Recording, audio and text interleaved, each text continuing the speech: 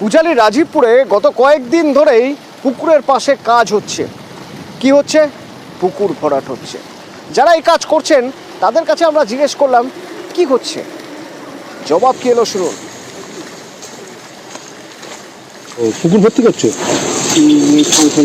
নাম কি নাম বললে? মাহফুজ। কতদূর এটা ইয়ে করবে, ভর্তি করবে? না ও মাসুদ কাউন্সিলর না? না না মাহফুজ মাহফুজ সভাপতি। ও সভাপতি, আচ্ছা আচ্ছা। ককাটা আছে রে জানো? না পুকুর তো পুরো কত দূর ঘরটা হবে? কত দূর?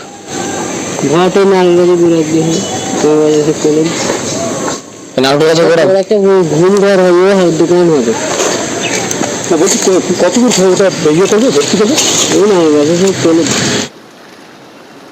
দিন মজুরের কাজ করেন শ্রমিকরা, মজুরি পান দিনের শেষে কাজ করার জন্য, পুকুর খোঁড়াই হোক বা বোঝানোর জন্য। কিন্তু যারা কাজ করাচ্ছেন তারা কারা? অভিযোগ উঠছে এক স্থানীয় তৃণমূল যুব নেতার বিরুদ্ধে। আমার সঙ্গে সমীর রয়েছেন। সমীর, কার বিরুদ্ধে অভিযোগ, অর্থাৎ এই পুকুর ভরাটের দায়িত্ব কে নিয়েছেন?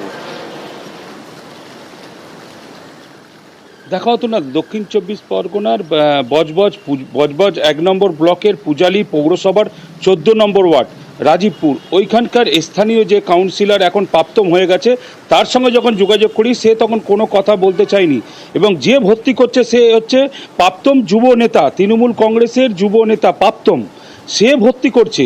এবং সে তার এতটাই প্রভাবশালী যে এখন কি সমীর, প্রাক্তন যুবনেতা এখন কি আর রাজনীতিতে নেই? এখন তৃণমূল কর্মী, এখন প্রাপ্তম যুবনেতা ছিল কিছুদিন আগে, তাকে সরিয়ে দিয়ে অন্য জায়গায় অন্য লোককে নিয়ে আসা হয়েছে এই যুবনেতা। তারপরে উনি এখন খালি তৃণমূল কর্মী বলে হিসাবে দায়িত্বে আছে।